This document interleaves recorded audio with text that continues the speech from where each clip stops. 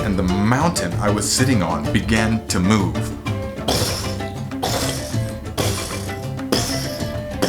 Oh boy, here we go. It's going down. Alright guys, I've figured out more how I want to approach telling this here story. So, you may have noticed that I've gone back and changed the numbers on the last 16 videos.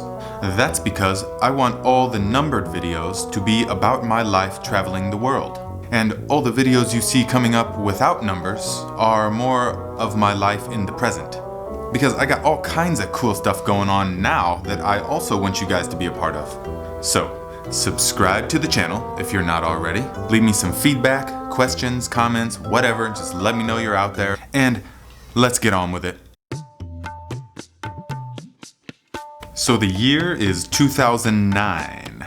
I've made the decision to quit my job in America, sell everything I owned, condense my life into a backpack, and buy a one-way ticket to Sri Lanka, with no further plans than that, really. I just felt compelled to travel the world, and not someday when I retire or when I hit the lottery, but now, while I'm young and healthy and filled with fire. And so that's what I did.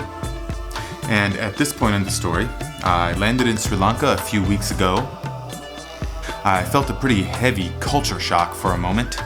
You can go back and watch my video on culture shock if you would like to feel how it felt. But now we are coming to a 3-day period in which I now know was a major turning point in my travels and in my life. You see, by this point, I had become mostly acclimated to the climate. The heat didn't feel so overwhelming. The food was now becoming very enjoyable, and my system was beginning to accept it. The people were so welcoming and friendly. And with Devananda as my guide and friend and teacher, I was finding myself in the most incredible and unusual situations. The most profound of which was the Perahara.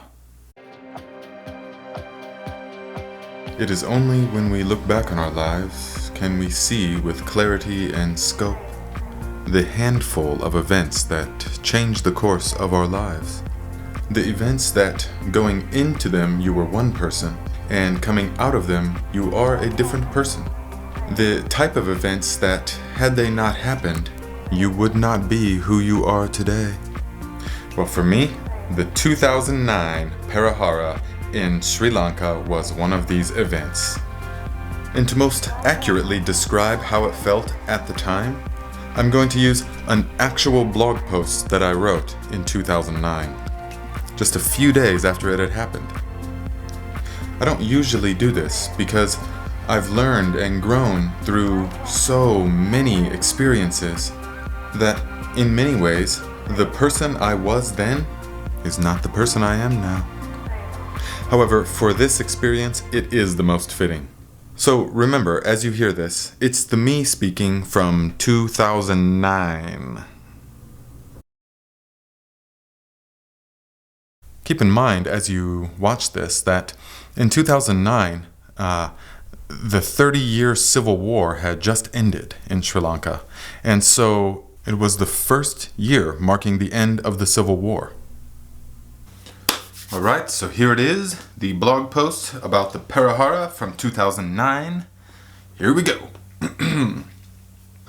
Gosh, I seem like such a kid to my... Looking back now, it just feels like I'm a kid. Okay, here we go. Let me begin by warning you that what you are about to read will seem quite unbelievable, because I am still having a hard time grasping the reality of what happened. The Sri Lankan people hold religion at the center of their lives. The temple is a place for community and worship, not just on Sundays, but every single day, and often multiple times a day. There are many celebrations and festivals throughout the year that serve to do two primary things. One is to bring the community together for multiple days of peace and celebration of life.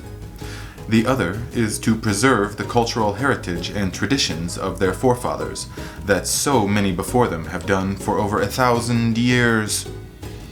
They take the celebrations very seriously and put an incredible amount of effort into them.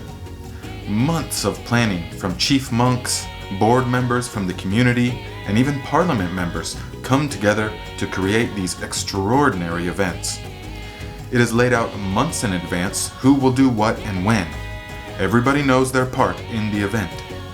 From those making the costumes for the elephants and people, to those preparing food to feed over 3,500 dancers and performers. Participation from the youth in the ceremony is an essential aspect because they are the ones who will carry on the traditions the older ones pass on to them. What I am trying to convey is that the Perahara is an enormous deal here. The entire nation partakes in some way, either helping or watching. It is a symbol of national unity and religious dedication. For the past 30 years, it has been canceled many times due to terrorism from the civil war that plagued the nation. Now, the Perahara is stronger than ever and has taken on a new meaning as well. A symbol to the Tamil terrorists that the people are no longer afraid and that the war really is over this time. Now is a time of peace in Sri Lanka, and the people want to celebrate it, and celebrate they do. It's difficult to describe the magnitude of what happened next. In the entire history of the Perahara, there has never been a foreigner participate like this. Strictly Sri Lankans. That was all about to change. The first night, I participated as a devotee, as one of the king's men. That went so well with the people that everyone began asking who I was and wanted to know the story.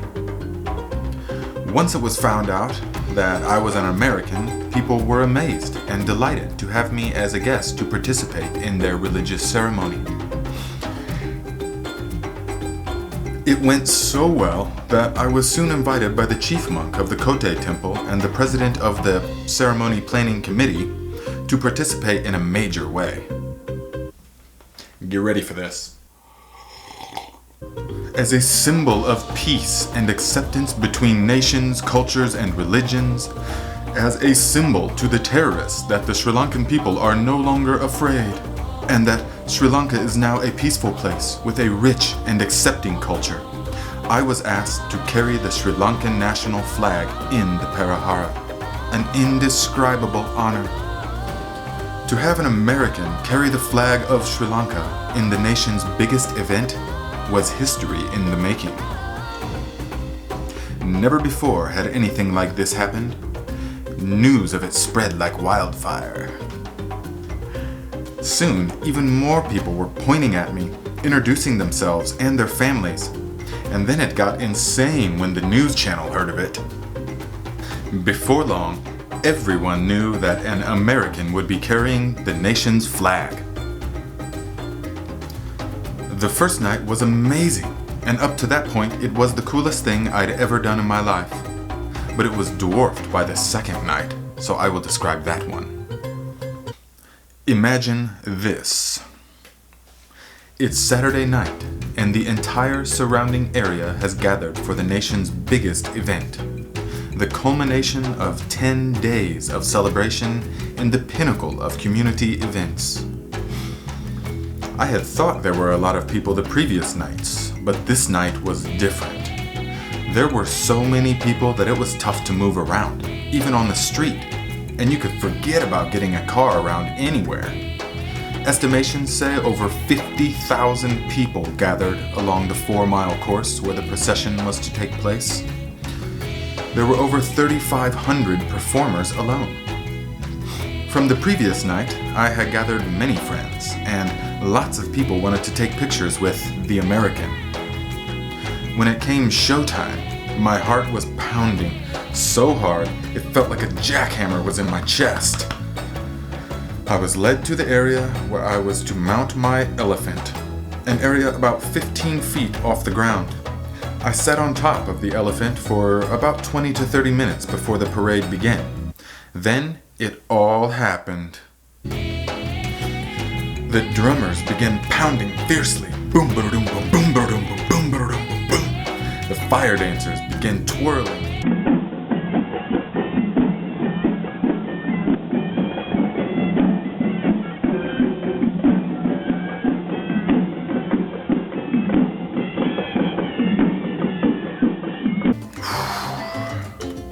And the mountain I was sitting on began to move.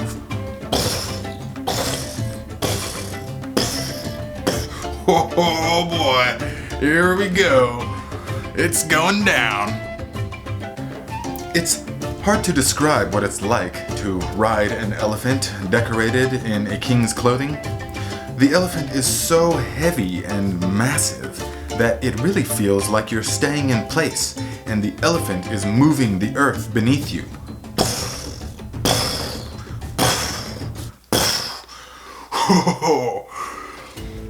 When I went outside of the temple walls, I was hit with one of the most amazing moments I could ever conceive of. The wind blew and the flag flew. Pictures began flashing and people began hollering and waving. Oh boy, it's happening.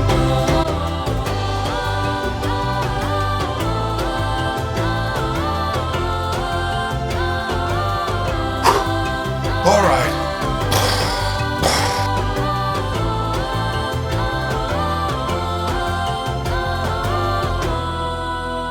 I sat so proudly on top of that elephant and carried the flag with the utmost dignity I could muster.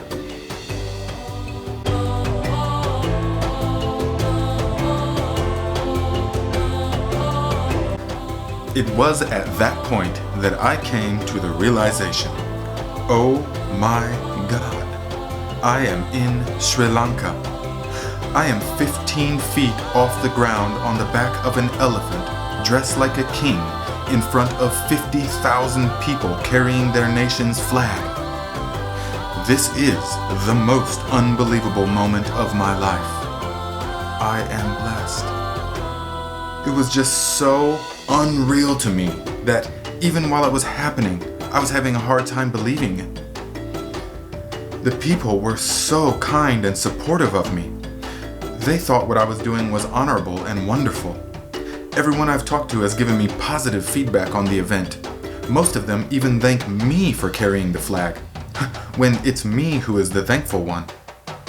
That just goes to show the spirit of the Sri Lankan people, kind and accepting to the very end. 6 hours later, I dismounted the elephant and spent the next day catching my breath. Now that the event is over, I see just how popular it was to have an American carry their flag. Before, most of the people would stare and try to talk to me, but now everybody stares. I found out that I was on live television all over the island, and Devananda was asked who I was and a little history about me.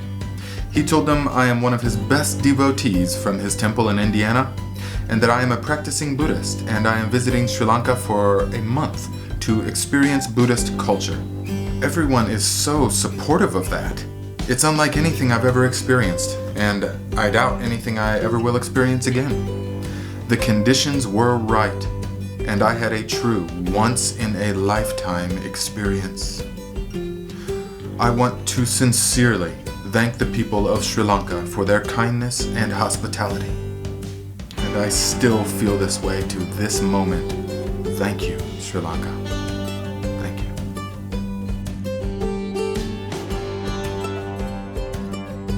And there you have it.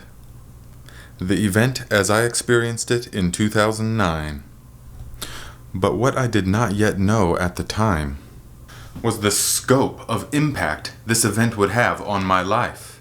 Besides just being an incredible amount of fun, besides being one of the highest honors and the greatest privilege I've ever had, it was a confirmation that what I thought was possible in the world actually is possible.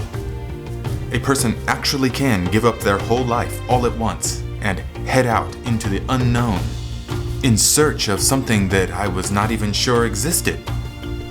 Something I couldn't even define. Something that made no sense when I thought about it logically.